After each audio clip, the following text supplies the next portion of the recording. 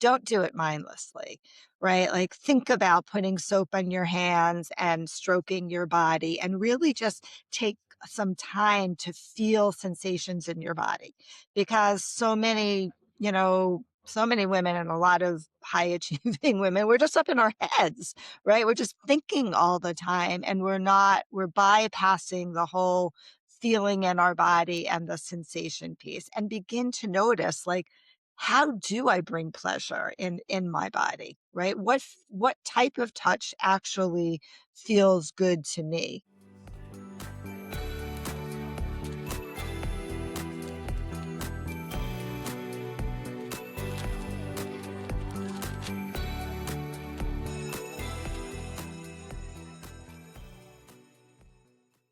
What's up, ladies? Welcome to the Health Class She Deserves, the show where we ditch outdated women's health myths and talk real bodies, real cycles, and real stories. I am your host, Autumn Payon, and today's guest is Xanet Pailet. She is a nationally recognized sex and intimacy coach, best-selling author of Living an Orgasmic Life and the Sex and Intimacy Repair Kit, and the founder of Passionate Intimacy Retreats, where she has led over 100 couples intimacy retreats. After leaving a 26-year sexless marriage and a high-powered legal career, Xanet now helps committed couples who feel stuck, disconnected, or in conflict transform their relationships into ones filled with intimacy, safety, passion, and joy. Through private and international group retreats, she shows couples how to create emotional and sexual connection that lasts. If you've ever wondered what it takes to truly reignite your relationship and keep the flame alive, this is a conversation you won't want to miss. Xanet, welcome to class. Thank you, Autumn. I'm super happy to be here. Hi, everybody. Hi, yeah, we are so excited to have you here. So let's just kind of start at the beginning. You left a 26-year sexless marriage, like I said, and now you lead couples out of that trap, helping them find true connection. Did your passion for this work really come from your own experience, or was it fueled by something else that lit this fire and led you to create an entire business around it? No, I mean, it definitely came from my own personal experience. Never ever expected to be doing this kind of work when I was, even in college at the time. I went to law school. I was a healthcare lawyer. Like this was not at all in the, anywhere near what I thought I would do. And I also sex and I didn't get along very well. I didn't like it, didn't feel good. It's big part of the reason I was in a sexless marriage to begin with was that I was just very disconnected from my body and my sexuality, and had a lot of shame, trauma, and other medical trauma that affected it. So the thought that I would be preaching around sex would be like, whoa, that would have never happened. Yeah. Yeah. And I think that's really relatable for a lot of, female listeners as well, because we all carry some sort of shame or trauma around sex. And it's, so terrible that we've kind of built a world where that's the case, but it's definitely a relatable point for a lot of people. And I know for myself, I grew up Catholic and I had a lot of shame around that with sex. And so if you kind of the same thing, like if you had told me that I would be, hosting a podcast where we were talking about sex so openly, I would have been like, excuse me? Right. Exactly. Exactly. Yeah. So Yeah. let's talk about, I think a lot of people joke about like a sexless marriage, and it's kind of just this like trope that people kind of make point fun at, whatever, but it's It's a actually thing. It's a it's an real thing. epidemic. Yeah. It's an Like it's epidemic. I love that you're saying that. I say that all the time. Like, guys, this is not normal, right? It yeah. is not normal that there's so many people in sexless marriages in this country. Yes, absolutely. And let's unpack that further. Like, why isn't that normal? Why is sex a key indicator of like the health of relationship? Yeah. Well, let's just talk about let's since we're in class, Yeah. let's define what a sexless marriage is, right? So by actual definition, a sexless marriage is if you've had sex less than 10 times per year, right? So that's essentially sex every 6 weeks or so, if you look at the numbers. Um, But I would say that there's many, many, many, many, many, many couples that are having sex maybe 2 times a year, and a lot who are just not having any sex at all, right? And, the percentages are somewhere between 10 to 20%. And of course, we all go through stages in long-term relationships where there's ups and downs, and there's periods of kind of much less activity, especially after children are born and you've got little ones running, or, all of that. Like children, we know that children screw up people's sex lives. They just do. It's a reality. But a lot of times what we find is that, these type of sexless relationships, um, there's just desire that starts fading over time and it never gets talked about, right? Because of everything that you just said on the shame, right? The shame about like feeling that you're broken, that there's something wrong with you, there's something wrong with your partner, there's something wrong with the relationship, the discomfort around talking about sex not happening, right? The fear that, oh man, if I open this up, it's going to be a Pandora's box and everything's going to come spilling out, right? So there's a lot of hesitancy to bring it up. But what happens is over time, you don't bring it up, you kind of like shove it under the rug. And before you know it, you're in a sexless marriage. And it gets harder to connect because it feels weird and awkward, right? Mhm. And of course, it depends on like, how sexless that sexless marriage is. Like, are you cuddling? Are you getting naked with each other? Do you take showers together? Which some couples do, but they still don't have sex, Mhm. right? Mhm. Versus like, it's really we're very, very like close on, not a lot of touch, not a lot of connection. Mhm. Yeah, absolutely, and I think that's really important too when we kind of think about the definition of sex as well, um, and the importance of all of that kinda lead up. Like, I like when people say, like, that foreplay starts in the morning Or because 4 days before. right, exactly, yeah, and that emotional intimacy is really important, especially for a lot of women to even, like, get in the mood in the first place. It's really difficult if you felt so disconnected from your partner for however long, and then you're kinda just expected to, like, have sex with them. Show up and have sex, right? Mhm, Yeah, yeah, it's it's very challenging. It's very challenging. exactly. And I think that one of the bigger underlying issues of why people are in sexless marriages is because that emotional intimacy is lacking. And as you said, particularly important for women, right? Mhm, Usually when one starts digging into a sexless marriage, you start finding out that, not having a lot of sex or having challenges in the bedroom is just symptomatic of underlying issues within the relationship itself that just haven't ever been addressed. And they're not necessarily like, relationship, death mhm, issues, right? There's just, when you're with another person for a long period of time and you get little fights and little conflicts, but you never deal with it, you avoid it for a variety of different reasons, resentment starts building up over time. I was just, I kind of hang out unobtrusively on some of the dead bedroom Reddit threads. mhm. Right, I don't know if you've read them. It's very interesting. And, what I hear all the time, I just read one this morning, like, I came to my wife, I kissed her shoulders, I tried to, like, just be really sweet to her and asked her for sex, and, she went into, like, 30 years worth of things that she was pissed off at me about. And that's what happens. All of those things that we never talk about, like, they get bigger and bigger and bigger, and it becomes like a huge snowball, and then there's just all this distance between you, and when somebody tries to initiate sex, you're just like, "Whoa," like, I'm still pissed at you about something that happened 30 years ago, and that's real. Mhm. you know? Exactly. Yeah, it's very real, and yeah, not kind of just burying those things and not ever addressing them head on. It shows up in other areas, including your sex life.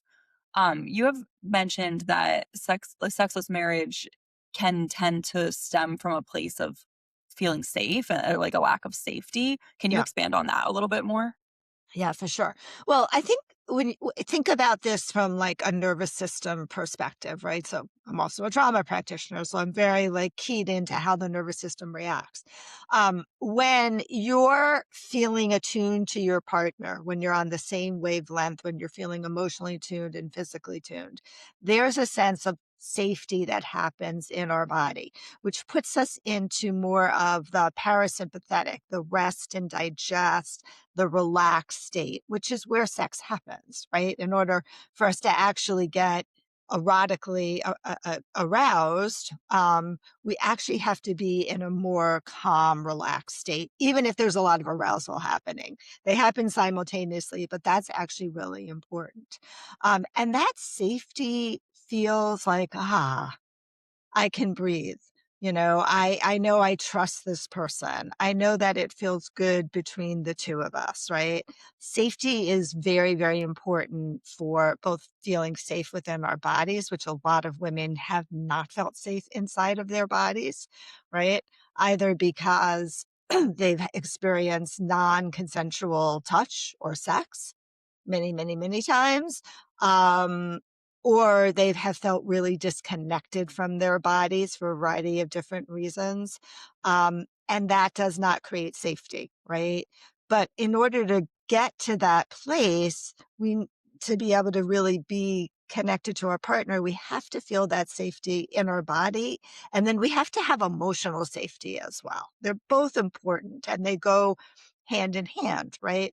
And the emotional safety is really feeling like this is somebody I trust.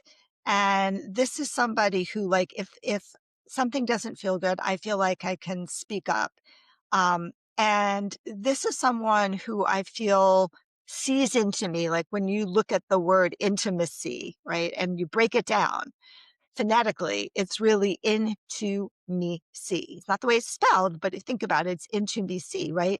The ability for you to open yourself up so vulnerably that you allow somebody in to see all your stuff, all your parts, the good parts, and the not so good parts, because we all have not so good parts, although we're not supposed to say they're not so good. We love all of our parts, right? And vice versa. And that's what creates the emotional safety to be able to really settle into your body and allow the body to also just open up for sexual experience. And so a lot of times, you know, desire shuts down because there's no safety in the relationship, usually emotional, lack of Mhm. emotional safety. Sometimes it's physical safety as well. Yeah. I'm wondering if you have any advice on, for a woman who's maybe listening who's like, okay, I don't feel safe. I know I don't feel safe, but they're not entirely sure if it's just their own kind of disconnection with their body or past traumas that are causing them to feel that way that they need to work on internally, or if it's their body telling them this isn't the right relationship for you. Do you have any advice on kind of how to discern that? Sometimes it's challenging, right? Mm, Because they can be very, integrally related, right? Like if there's been a lot of trauma, and even if you're with an awesome guy or woman, right, who you feel very safe with, you get touched in a way that triggers that trauma, right? And all of a sudden your body just goes into shutdown. So sometimes it's a little challenging to discern. I would say that if trauma is part of your background, if there's been physical abuse, sexual abuse that's been part of your background, um, and you're with somebody who seems really safe, right? Who hasn't done there's been no red flags that this is not a safe person. And your body has that type of repulsion or you feel a contraction happening. That's a very good signal that it's the trauma that's showing up versus like there's some, energetic, like you're getting some sort of bad feeling from the person who you're with. I think on the other side, like if you're not somebody who's experienced a lot of trauma in your body, but you're pretty sensitive to the energy and it feels like there's something not right, then I would slow down. It maybe things are just going too fast for your nervous system to catch up, right? And then notice, how does that person react when you say like, "Hey, can we just like slow things down?" Right? Are Yes. they like, "Oh yeah, no worries. Like, let's just go at your pace," or whether you're feeling like you're being pressured and pushed Mhm. to go faster than what feels really safe and comfortable for you because we're very intuitive. Mhm. Women are extremely intuitive. And so we understand like when something feels off in our body, that's a huge red flag. It's like, okay, we got to stop. We've got to slow things down. We've got to ask ourselves some questions. Mhm. And I think that would be one way to discern the Mhm. difference. Yeah.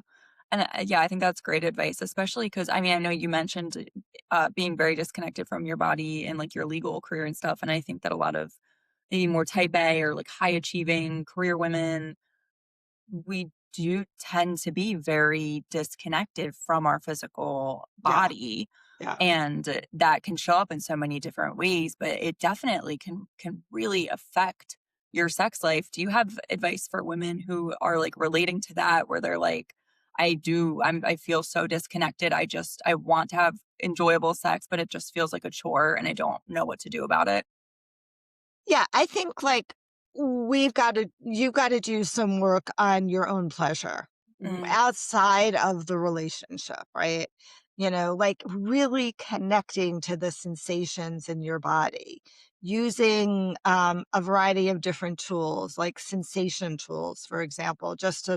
A simple thing would be go into the shower, right? And, you're mindlessly like washing yourself or whatever, washing your hair, whatever you're doing, don't do it mindlessly, right? Like think about putting soap on your hands and stroking your body and really just take some time to feel sensations in your body because so many women and a lot of high achieving women, we're just up in our heads, right? We're just thinking all the time and we're bypassing the whole feeling in our body and the sensation piece and begin to notice like, how do I bring pleasure in my body, right? What type of touch actually feels good to me? Yeah. If you're somebody who does a lot of, masturbating, slow that down too, right? Because, it's so easy just to pull out our vibrator or, women are very good at like figuring out how to get themselves off very quickly, most women, right? Either by themselves or using a tool. Slow that down and just start by like, what do I need before I touch my clitoris, right? Because I know I don't like that when my partner does it, mhm, right? mhm. It doesn't feel safe. Yeah. Before I do that, like, what about if I start touching my body, right? So we need to start to understand what our own arousal pattern is, what turns us on, what touch feels good in our body. And it really requires just slowing everything down. That's my biggest advice.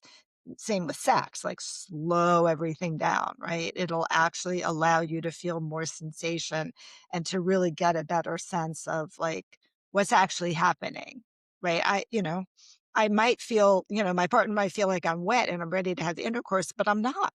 Mhm. That's a physiological response to arousal.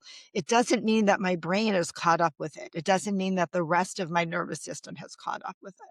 Yes. Yeah, that's such a good point because we have disconnected brain and body so much, I think, in our culture. And the fact of the matter is you really can't separate them. And when you do, you end up with these types of problems where, Totally. yeah, it's just you're not on the same track. But I think that's incredible advice and difficult, at least for my for myself. A very like fast moving, impatient person, and I have to force myself to just slow down sometimes. I'm like, but I have to do this and I have to do this. I'm like, no, no, no. Just slow Yeah. down. Even just in everyday life. But yeah, in Yes. the bedroom too, it's really important. And I also think, I have a bit of a younger audience here, and I think cyclically for women who are cycling, there's a big component there as well. There are going to be certain times of your cycle where it's you're not going to be able to go. It's not going to be pleasurable if you go fast Mhm. because of physiologically what's going on at Yeah, that for time in sure. your cycle.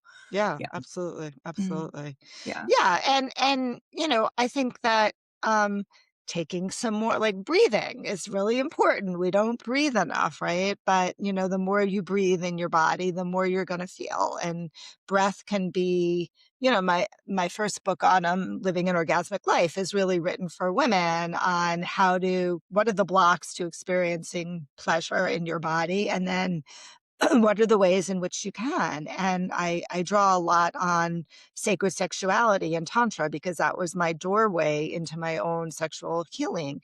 And a huge focus on that is slowing down, no expectations, and using breath and sound and movement to be able to access the sexual energy and move it around your body. And breathing is really important. It is like the high octane fuel to be able to actually have stronger orgasms, for them to last longer, for you to feel more sensation in your body, right? It's very important to breathe, and most of us are not breathing.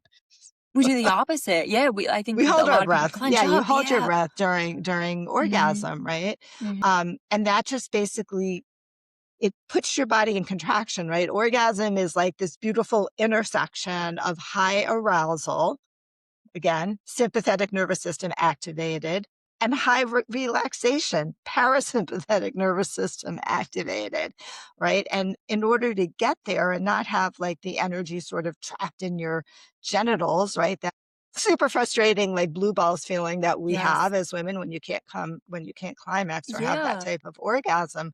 Breathing, moving, making sounds allows that energy to move out of the genitals and release, which would allow Mhm. an orgasm to happen, right? But those are like important tools um, to be able to know that you have access to be able to use.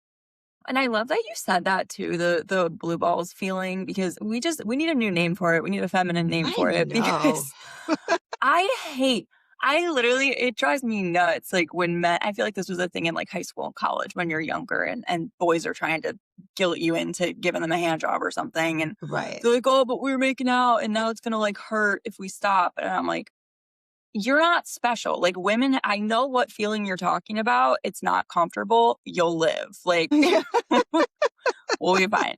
Or But you can take care of yourself. exactly. Yeah, yeah, Like, I don't exactly. have to, Like, I'm not responsible for your orgasm. right, exactly. I also like what you said about no expectations too. And I think, especially when it comes to self pleasure, a lot of people just can't even get themselves past that first barrier to even start. And so I Right. think, like, what you said is really great of just focusing more on like the sensuality of things, on sensations, on feeling, even if it's not necessarily sexual, and then going from there. No expectations. You don't have to climax just because you're masturbating. If that doesn't feel safe for you or you're not there yet, like, it's a practice, right? Yeah, and it doesn't have to be the goal, right? It could be just that you put on like I often when I work with women, I have them like, we put on sexy music and we just move our bodies and just see what happens, Hmm. right? Um, but there's no goal. It's just like, can I feel pleasure in my body? Yeah. And starting to recognize that there's different ways to experiencing pleasure in your body that doesn't have to end up in an orgasm Hmm. really frees up the experience as well. Hmm. Do you have a favorite sexy song on your playlist? No, I'm not I'm No. so bad. I do have sexy playlists. Yeah. So I use a lot of Sade because Okay. I like Sade. She's got, what's it called? Lovers Rock. Her Hmm. album is great. But I also like burlesque music. So Okay. I have a burlesque, like, Etta James with that really deep, throaty Hmm. voice. And I mean, probably for a lot of your listeners is maybe like showing my age here, but I do like burlesque. So Okay. that's another one. But yeah, we have a couple of I have a couple of sexy playlists that friends have put together for me. Yeah. Yeah.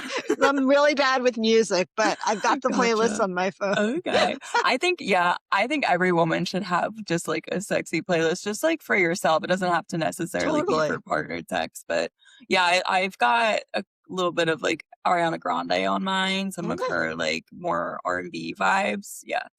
But anyway, let's switch back to long-term relationships and partnerships and Yeah. stuff.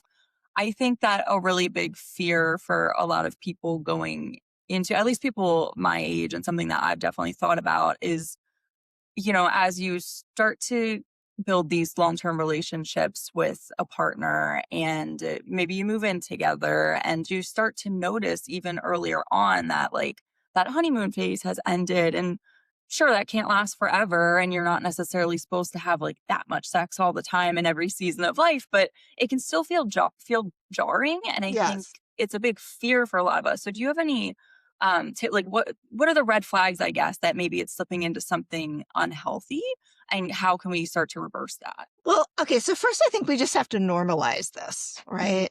Like, the new relationship energy is hormonally driven, right? Your dopamine is overriding your nervous system, which is why, you want to have sex all the time, and it's kind of mother nature's way of making sure that procreation continues, essentially, right? When that ends within somewhere between, 6 to 18 months, that's when the real relationship begins, right? Um, and I think at that juncture, there's choices that can be made, right? A choice can be made to you know, continue to get really drunk or high when you're having sex because it's the only way that you feel comfortable, right? Which is a very common thing that happens at that stage, because in the beginning, like there's not a lot of shame. There's all these hormones driving your sexuality. You can be crazy, you can be wild. You don't even know if this person's going to stick around. And then all of a sudden it's like, oh, this person's actually going to stick around. Now I have to really rethink. This is what our head is saying. I have to really have to rethink, how do I actually show up? How do I want to show up? Did I do things in the last 6 months that I'm actually ashamed about or embarrassed about? So I think the decision point here is like, if this hasn't happened earlier in the relationship, is can we begin to start to really have some real conversations about our sex life and about our relationship as well, right? If in fact, what I see is you're getting into a lot of conflict, there's a lot of conflict, which will start happening, right? The first 6 months, everybody's on their best behavior. They don't want to piss each other off, right? Like, we know that. And then, like I said, the real relationship starts, and the things that were so adorable and loving and were so cute all of a sudden are like annoying as hell. Right. Yes. And then you're like, oh, yeah, okay, not so much fun. Um, are you able to really drop into, okay, let's be honest with each other about how we're feeling about each other, or if something shows up, are we going to how are we going to manage conflict? I think that's the number one red flag. If it's like you get into a fight and everybody just like shoves it under the rug, which a lot of couples do, I think that's a warning sign, not of that the relationship isn't working or isn't going to work, but that you need to do work. You need to learn how to communicate with each other honestly and openly, and assess how much emotional safety is there actually in this relationship. Because if I break something up to my partner and I feel like they get crazy defensive, like everybody gets defensive, right? That is, when somebody says something that hurts us, we're going to defend ourselves, right? But if there's no way for them to be able to hear what you're saying, if you really feel like you're not being seen, you're not being understood, you're being not ghosted, what's the word that I'm thinking of, a gaslit, right? Um, then I think those are red flags of like, whoa, wait a second. Like we need to like stop and have a conversation and see like, are we able to actually be honest with each other? Does this really feel safe for us? And I think that's where a lot of couples don't do a very good job, right? Mhm. And those are again not red flags that this isn't the right relationship, but red flags like we need to learn how to be in relationship, right? Because I think we think that we're just going to slide into this relationship, like, everything's great, we've been having sex, having fun, yada yada. Then all of a sudden it becomes real, and we think we're just going to slide into the relationship, and it's not going to take any work. But relationships take work, right? Like there's no such thing as not working in a relationship if you really want to have a strong, healthy relationship and also a good sex life. Mhm. Yeah, and I think there are different things that test us that, like, only after you've been with a person for a certain amount of time do you even, like do those things even come out, whether it's big life Exactly. events or and those can Yeah. all throw wrenches. Yeah, or, have they been honest with you? Again, we all want to show up as putting our best foot forward, and then some of the skeletons come out of the closet. And how does that impact the relationship, and how do you deal with it, and how do things get disclosed, right? Those are important conversations that happen, and that always happens, as relationships develop and deepen, because Mhm. people hold back the bad stuff. Yeah, or, like, the shameful Shameful stuff and stuff, right, exactly. there is so much, shame, particularly for women, like we were saying in the beginning of the interview, we carry a lot of shame around our sexuality Yeah, for so many reasons, yeah, yeah, and our and past also, right? Mhm. Past Yeah. relationships, past experiences. Yeah, Mhm. And it can be very difficult to feel safe with anyone, even like yourself, like bringing those things back up. And I think that, circles back nicely to what we were talking about before and creating that safety in your own body first before you really expect it yeah, other places. So, yeah. absolutely. Yeah, yeah, it's a great question. When it comes to conflict management, like you were Mm, saying, um I hear all the time people have such like strong opinions on this, on that whole idea of like, if you don't fight in a relationship, it's actually like a bad thing. And this was a big discussion like online recently, as well, where people were saying, like, there was a therapist that was saying that, you know, all couples fight. And then other people were saying, well, you don't necessarily have to fight if you're just having mature conversations. I'd love to hear your take on that since we talked on conflict management. yeah, I mean, I think I mean, better way to phrase it is that, in the context of a romantic relationship, you are going to hurt your partner numerous times, and they are gonna hurt you numerous times. How you handle that hurt, right, will really, determine how successful this relationship is gonna be in the long term and how healthy it's going to be, right? So um, if you learn, is conflict going to arise? Absolutely. I think when people say they're just having healthy conversations, that's super important. It doesn't mean that there isn't conflict. So there's maybe a difference between conflict, versus we're screaming and yelling at each other, which often happens during conflict as well. Right. But, again, whether that ends up becoming something that you just shove under the rug, and then those resentments, those little hurts get bigger and bigger and bigger and fester into bigger and bigger, bigger wounds, and all that resentment starts showing up. Or whether you like all right, I'm going to pitch my new book here, right? So I have a new book, The Sex and Intimacy Repair Kit, um, uh, which is really focused on creating the emotional intimacy foundation for a good sex life. But I spend a lot of time in this book talking about the repair process and the importance of repair and the steps that you need and the skills that you need, because um, having a process where yeah, I know, I can use my partner and we get into conflict, right? We're working on it. But we've gotten to the point where we know because we have a repair process that feels good for us, that even if we get in conflict, we know we're going to repair it within the next day, 24 hours, right? And we know that ultimately we're going to feel closer to each other and it's going to create more connection and more intimacy. So it's really the level of emotional maturity of both people and also their ability to be able to have a repair process that doesn't involve blaming or shaming. And most importantly, here, that they're not just litigating the facts because that's what people do. We litigate the facts, right?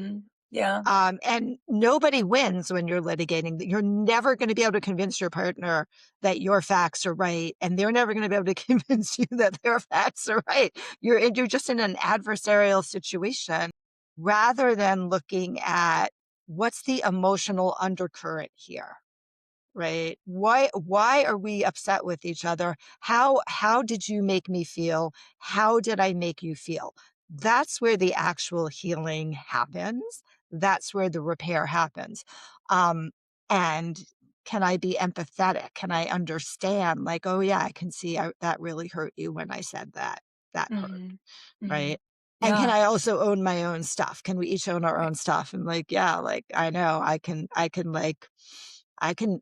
shoot back. Like if you start getting really if your voice starts rising, I know exactly what to say to piss you off. I mean, that's just a reality of being in a romantic relationship with somebody and living under the same roof or not for long periods of time. You know them so well, Mhm. right? And you know what their triggers are and you know exactly how to trigger them. And you may not, when there's a conflict, Autumn, there's not an adult in the room. There's only two children that are in the room basically repeating their childhood patterns at Yes. that moment, right? Playing it Yeah. out. Mhm. Can't repair a conflict from that space. Yeah, and I that's another, great reason for people to really focus on their nervous system and healing that and healing those past traumas from childhood or whatever, so it's less likely that you're falling into those patterns, and I love what you said there about that shift from instead of just litigating the facts and saying, "Well, you did this, and you did this, and you did this," saying, "This happened, and this is how it made me feel." And then, if you're in a healthy relationship and your partner's able to be empathetic and they can say, work from there and then say how they feel, like that's a much healthier way and a much better way to look at conflict, I think, as opposed to just, well, this person did this and this person did this. Cause you're right, it turns into like pointing fingers like It a bunch of does. It's toddlers. actually the only successful way to repair conflict. You Mhm. can't repair conflict unless you can get to the emotional feelings, what we call the conversation under the conversation, the emotional feelings under the conflict, right? Because you're basically in a pattern. Every couple's in a pattern. Yeah. Yeah, we all Yeah. have our patterns. Yes. And again, they're often reflective of, of childhood, right? Right. Exactly.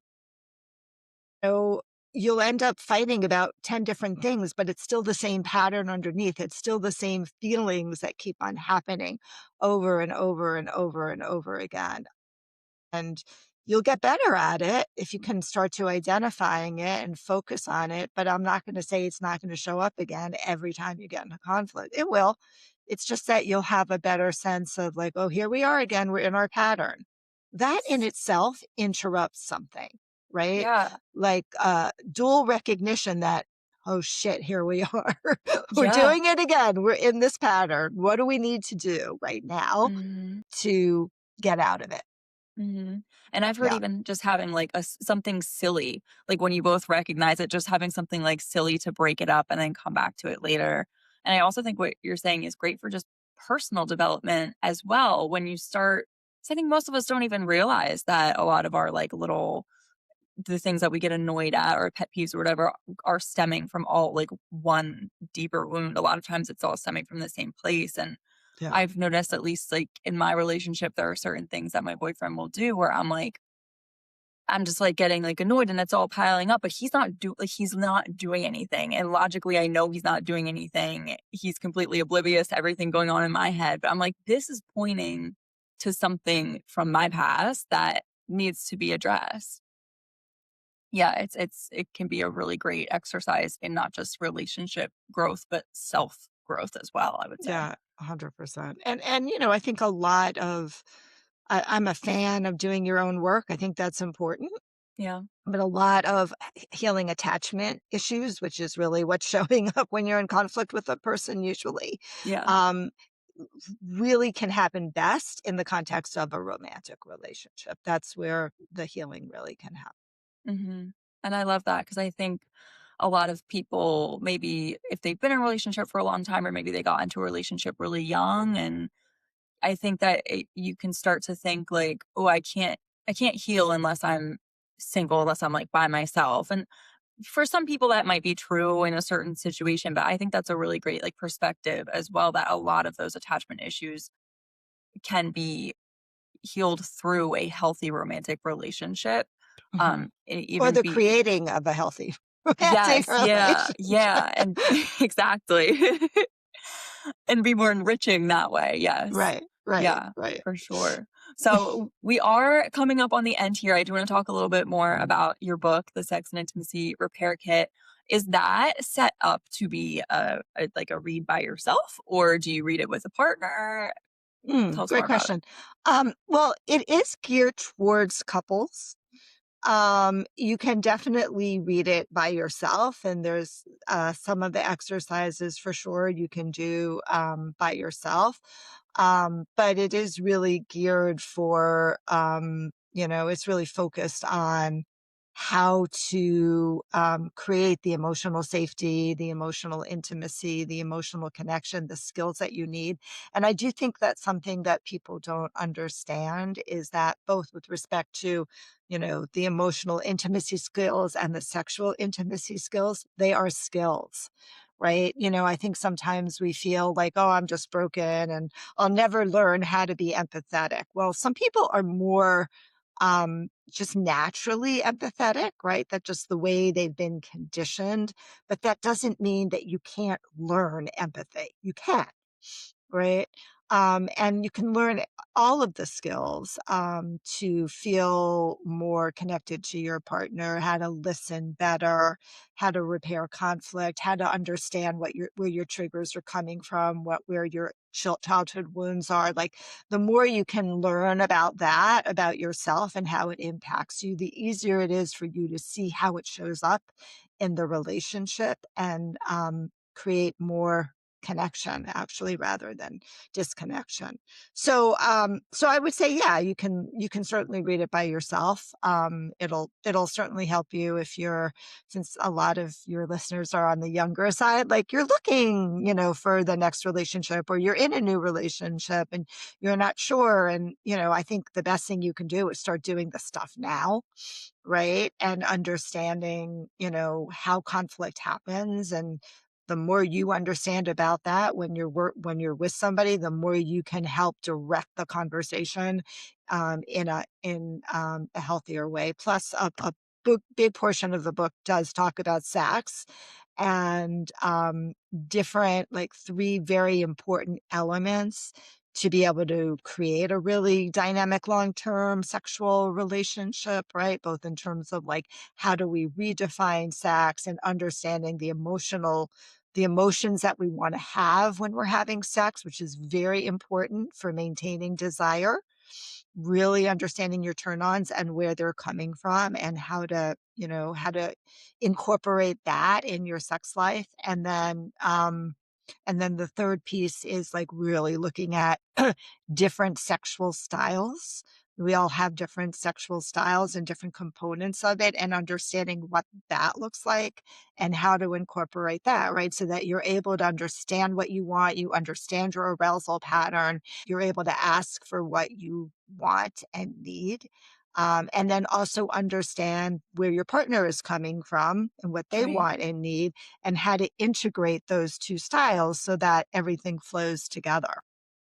That's amazing, because I think that is something else that, that comes up a lot with people in long-term relationships of maybe I don't wanna say, like, fundamentally different, but just, like, very different styles of whatever turns you on or the type of sex that you like to have, and I think a lot of people maybe get like you said, in the beginning, you're on your best behavior in those first few months, and then maybe after that fades off, like, new things kinda start coming out, and you're like, "Oh, I don't know how to make this work anymore." Right, right, right, Yeah. right, and it makes sense, right? Everybody has different styles, Mhm. and different likes, things that they like and they don't like, but most of the time, we don't even know what we don't know, right? We Mhm. don't know what's possible, and I think Yeah. that's a big part of, why relationships get really boring, right? Because we don't know what else is possible and what else could be a turn on for us and make Mhm. the sex even better. Mhm. Yeah, that experimentation kind of always learning and also just knowing that things can, like, change for you because I mean, Yeah. I'm only 26, but even just from a few years ago, I feel like there's a lot of differences, especially, being in a long-term relationship versus dating, like, there's just things that kinda change, and you kinda just go with the flow of what you like Yeah, in a certain totally. season. Yeah, Yeah. and that's gonna continue to happen throughout your life, Mhm. right? Yeah. You'll go through different seasons of your life, and there'll be certain things that you love and certain things like, "No, that's just not it's not working for me right now. We need to do something different," right? So that's very Yeah. normal, but being aware of that is important. Mhm. Yes. Well, this has been such an amazing conversation, Janae. I do have one more question that I like to ask all of my guests at the end. So, if you could rewrite the health class curriculum that every woman deserves, what would your Mm. first lesson be? Oh god, okay. My first lesson, what would be my first lesson? And I know obviously this was like you take it in any way you would like. You don't have to think of like a traditional like high school health class because obviously we were Yeah, talking about a well, bit more of a mature topic. So, right, I guess my first lesson would be is what I usually say to people is that pleasure is our birthright. Like, you are born to experience pleasure in your body, right? Um, and if you're not having pleasure in your body, then you should do something about it. You should look at that, right? Because we are born to experience all sorts of different types of pleasure, not just sexual pleasure, but other types of pleasure in our life. So I think women were very often, in my era, my generation, it was all about the man's pleasure. mhm. But I think I want women to know, like, no, you are absolutely born to experience pleasure. Yes, I love that. That's amazing. And I Pleasure do first, right? Pleasure pleasure first. first. Yeah, and I think it's changed when it comes to sex, I do think it's changing. I think a lot of women are waking up to the fact that, like, it's Totally. not all about the penis, but Right? it's still definitely something so deeply ingrained in our culture that I unfortunately feel like is going to be a struggle for at least a few more generations, but, there's definitely a shift there, and I think that's a really incredible message of yeah, pleasure is our birthright, and, like you were saying before too with the sensual stuff and if you do struggle with owning that sexually, start with just like little things throughout your life, like lighting a candle and how it smells, or when you're eating your food, like just these little moments of pleasure outside of the bedroom, Yeah, I think can really benefit all of us as well. Yeah. Yeah. absolutely. Absolutely. Amazing. This was such an amazing conversation, Janae. Thank you so much for everyone listening. Her book, both of them will be linked below, but her new one is the Sex and Intimacy Repair Kit. You guys can find that in the show notes. Anywhere else that people can find you? Yeah, you can come to my website, which is Passionate Intimacy Retreats with an S.com, passionateintimacyretreats.com. So you'll find information about my book. I have a new group program, online group program, my retreats, my coaching, everything, Awesome. my Great. That will be articles. oh, awesome. That will be linked for everybody in the show notes. Thank you so much and class dismissed.